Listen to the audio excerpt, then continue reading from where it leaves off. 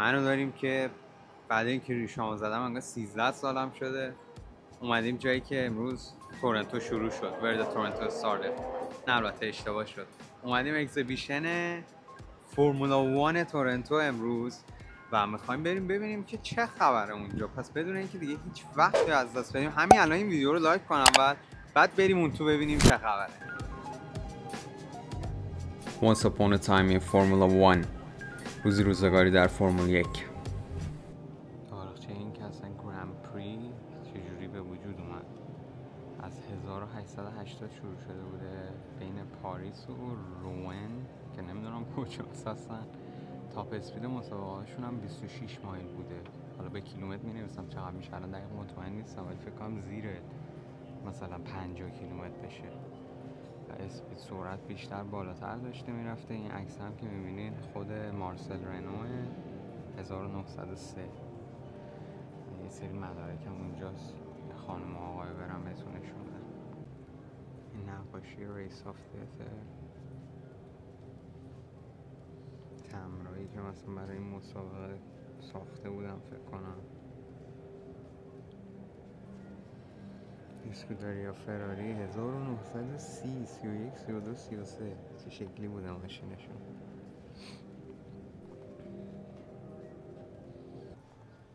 جایزه گرندپری آفریقای جنوبی سال 1962 برای یکی برای آلمان بوده. 1962 63 آمریکا یه کاسه میدادم بهشون. ماشین مسابقه لانچیا بوده D50 1955. بعد یه چیز جالب اینجا دیدم اسم رانندش آلبرتو اسکری آسکاری بوده. شاید ایرانی بوده باشه. چه خوشگل هم تمیز نگهش داشتن. این هم ماشین BRM P700 و P578 1962. این هم ماشین لوتس بوده. لوتس 99T سال 1987 و ببینین اسم چه لجندی اون بالا نوشته شده. آرتون سنا این ماشین رو رونده و جز آخرین ماشینایی بوده که لوتس باهاش تو تاریخ فرمولا 1 قهرمانی کسب کرده و پول پوزیشن گرفته. لوتس 4967 که با استفاده آلومینیوم 33% وزن ماشین کاهش پیدا کرده بوده که میگن یه حالت ریولوشنری داشته توسط کولین چمپسمن که عکسش هم اونجاست. این مثلا یه ریولوشن بوده توی فرمولا 1 که باعث شده پاپولار شه اصلا معروف تر بشه. بالا هم یه سری عکس از پوستراییه که فیلم های فرمولا 1 رو توی هالیوود ساختن. الان هم یه فیلم داره میاد به زودی عکسش هم فکر کنم سال دیگه بیاد. براد پیت بازی میکنه. خیلی من منتظر اونم. این اولین بدنه کربن فایبره که سال 1981 توسط مکلارن معرفی شده ولی این مدل برای سال 1987 و اون موقع خیلی از تیم‌ها میترسیدن که از کربن فایبر استفاده کنن به خاطر اینکه هنوز شک داشتن که تو تصادف‌های شدید میتونه دووم بیاره مثلا نسبت به آلومینیوم یا نه. ولی وقتی راننده این ماشین بدون هیچ صدمه‌ای از تصادف در می اومده باعث شده که مثلا ترسات کمتر بشه نسبت به استفاده از کربن فایبر تو فرمولا 1. این هم پداک پسایی اون موقع است. این هم بیلیتاشون بوده. این شکلی بوده. این هم کفش ویلیامزه که اینجا گذاشتن. برای چه سالیه؟ اوایل 1990.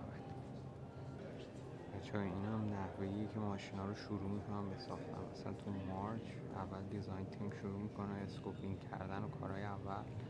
تو اپریل شروع میکنن که دیزاین رو بهترش کنن. تو جون شروع میشه به تولید و دیولپ کردن ماشین حال حاضری که دارن استفاده میکنن و به پایان میرسونن توی سپتامبر. تو اکتبر دیگه کامل مانیفکتچرشون به نتیجه میرسه. دیسمبر امتحان تصادف ایناشو پس میده. جنوری تولید کامل ماشین رو انجام میدن و فوریه ماشین آماده است که برای اولین بار تستش کنن. میکنم تایمی که دیگه ریس شروع شده، بعدش مارچ شروع میشه فصل فرمولا 1 دیگه.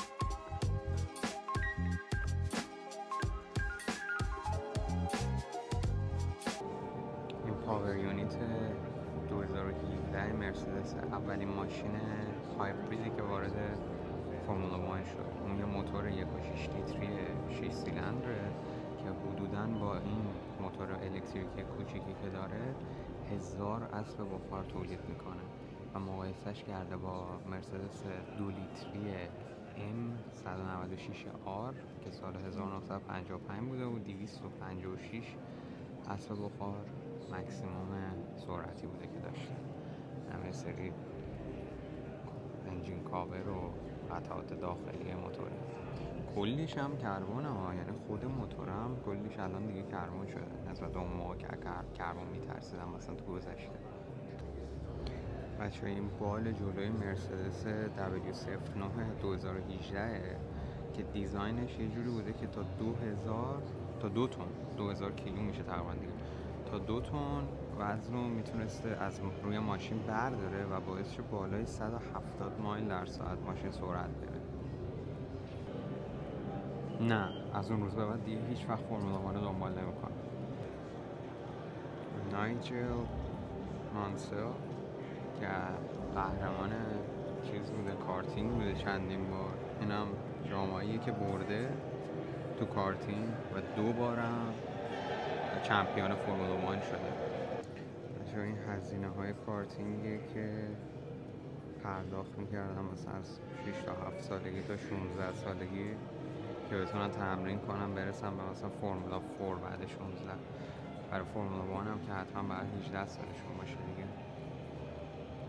مکس ورستپن وقتی کودک بوده. این هم عکس همه کسایی که الان مسابقه میدن، البته خب بعضیاشون هم بازنشست شدن الان دارم میبینم، ولی مثلا سن کم وقتی کارتینگ تمرین میکردن.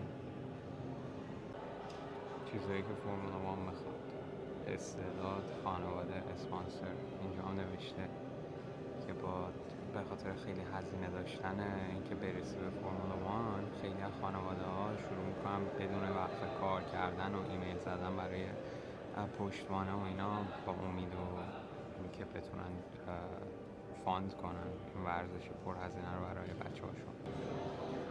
این لباس مسابقه توروروسو برای پیر گسلیه. این هم صندلی یه دونه فرمولا 1. چقدر کوچیکه، داغون میشه آدم روی میخواد بشینه. این هم نقشه سیرکویت های دور دنیاست، پیستایی که توش مسابقه دادن. همه اروپا رو نگاه کن. مونترال هم البته ما یه دونه داریم، یه سال آرزومه برم اون نقطه قرمزه. هر سال هم سعی میکنم تا به خودم میام میبینم بلیطاش فروش رفته تموم شده. بچه ها جی فورس یا قدرت جی روی ماشینای معمولی که تو خیابونن یکه، رو بوگاتی ویرون 1.5، روی اسپیس شاتل وقتی لانچ میکنه بره بالا 3. ماشینای درگی که خیلی مثلا اسب بخار اینا دارن 4.2، F16 4.5، رو ماشین فرمولا 1 6.5، آپولو 16 هم 7. حالا این هم یه سری وقتاییه که جی فورس های خیلی شدید و آدم مثلا ثبت شده تو تاریخ. یکی 15 تا 25 که وقتی که فایر فایتر اجکت میکنه، جت فایتر اجکت میکنه، خلبان پرت میشه بیرون. تصادف 2021 بریتیش گرند پری مکس ورستپن. Hamilton's going to try again, this time on the inside, a consonant touch! Verstappen is out of the race and that's a big crash!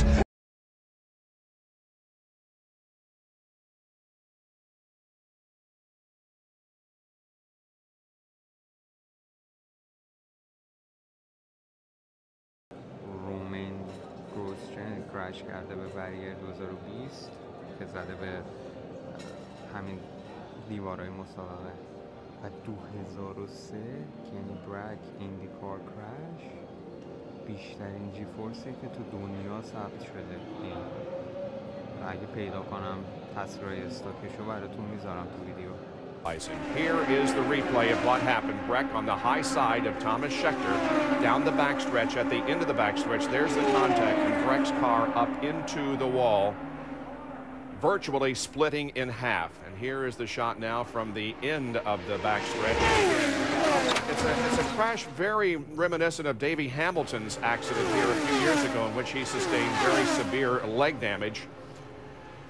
The catch fence keeping the car contained inside the racetrack. طراحی کلاه ایمنی، هنر به اضافه امنیت. این توی کلاه وقتی نصف کنیم این شکلی جام یه کلاه هیچی معلوم نیه، اما تو ولی چقدر گردنش تنگی خفه میشه آدم اینطور. این دوربین هم داره، نمیدونم ولی دوربینش کجاست، من اونجا معلومم. سلام بچه، این هم یه حالتی میشه گفت سیر تکاملی کلاه هاست. مثلا اون اول 1970 شروع شده، اینا مثلا دیگه هواکش گذاشتن روش 2 سال بعد و 4 سال بعد البته هواکش و اینا داشته. بعد اینا 1975 تا 78 این کلاه خیلی باحاله، فقط 2 تا چشم خالیه توش، کل صورتش چیز نی، ویزور نی. اوه کلاه سیمپسون هم برای فرمولا 1 استفاده شده، فکر کنم اینا فقط برای موتوره. 1980 چه جالب. اینا خیلی باحاله، یه دونه برای موتور باید اون شکلی پیدا کنم، مردم پشماشون میریزه رو موتور اون شکلی بدیم.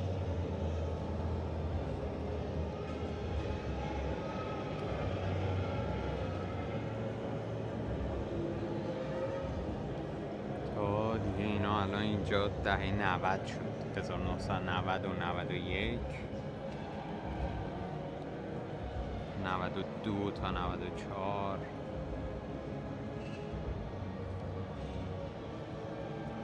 96 تا 98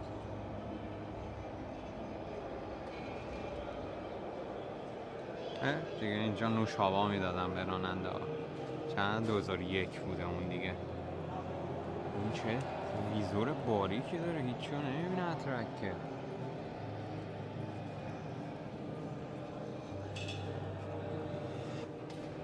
تا 2010 اینجا. اونایی که این کلاه میدونن الان قلبشون میشکنه، یادشون میاد.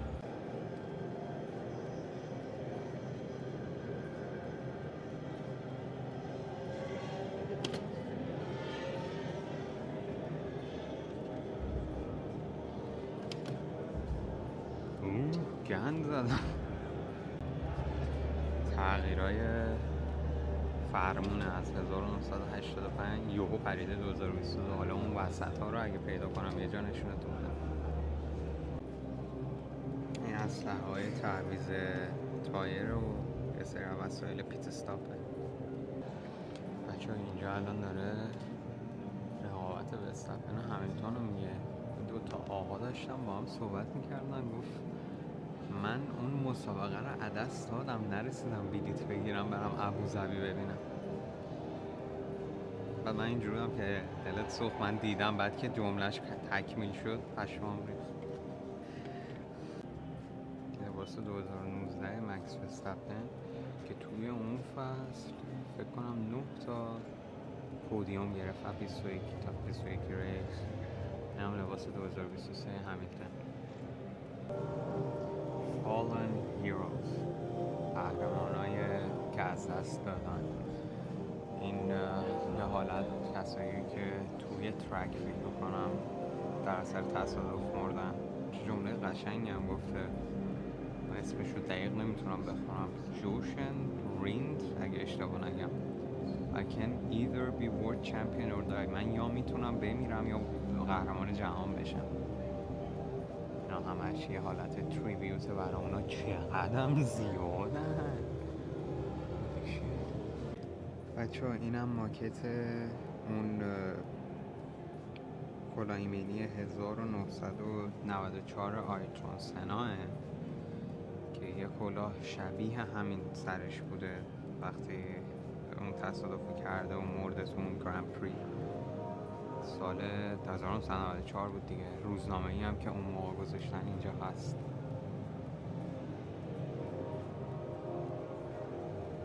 الان فکر می‌کنم 4 تا دونه فقط از این کلاه وجود داره چون 4 تا مسابقه توی اون فصل F1 فکر کنم داد و فکر کنم آخرین کلاهی که سرش کرده رو دادم به لوئیس همیلتون اگه اشتباه نکنم. حالا ویدیوی اونی که میدم به لوئیس هم میذارم توی ویدیو. The Senna family wanted to give you something to congratulate you on equaling Ayrton's record. It's not a replica. It's race worn from your hero to you.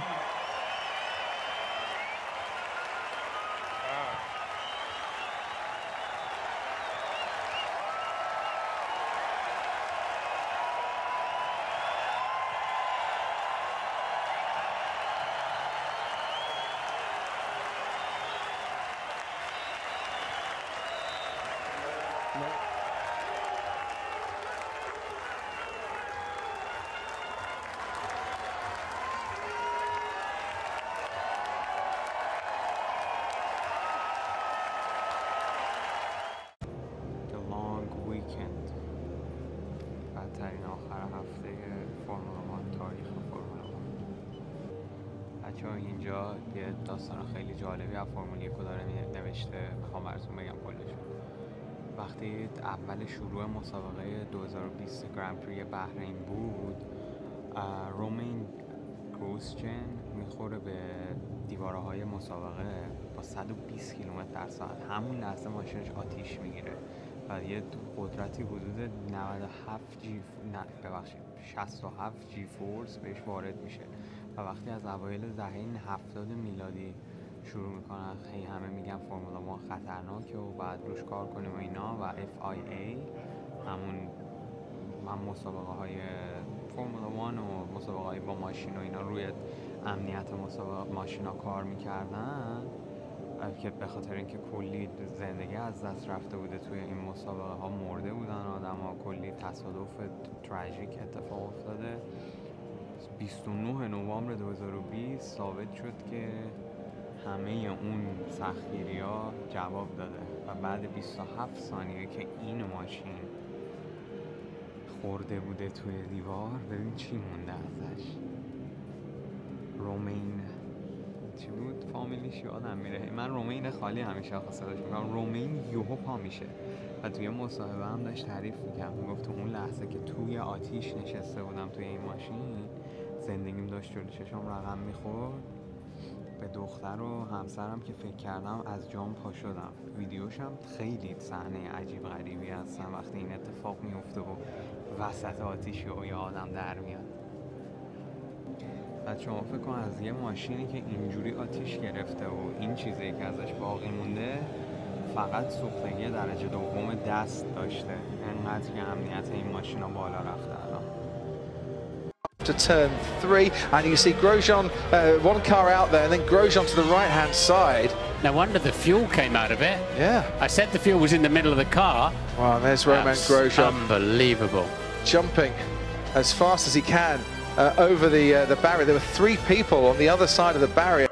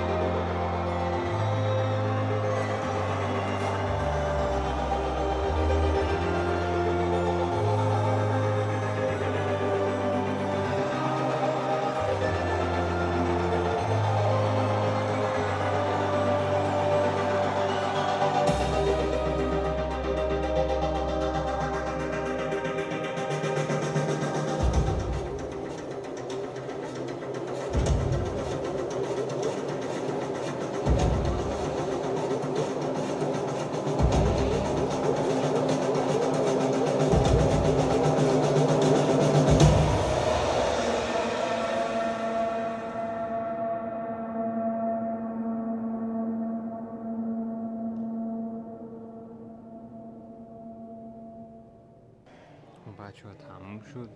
جاهای دیدنش اینجا هم بخشی که به شما این لباس ها رو فرو میکنن با قیمت های بسیار بسیار مناسب.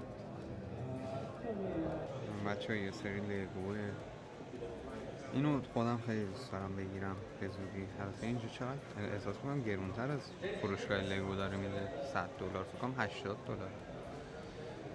یه سری کلاهای لگویی که ساختن و خیلی باحاله.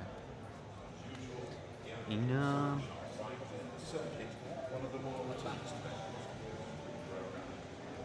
فکر کنم سایز واقعی یه دونه فرمول 1 مکلارن رو به صورت باز شده لگو ساختن.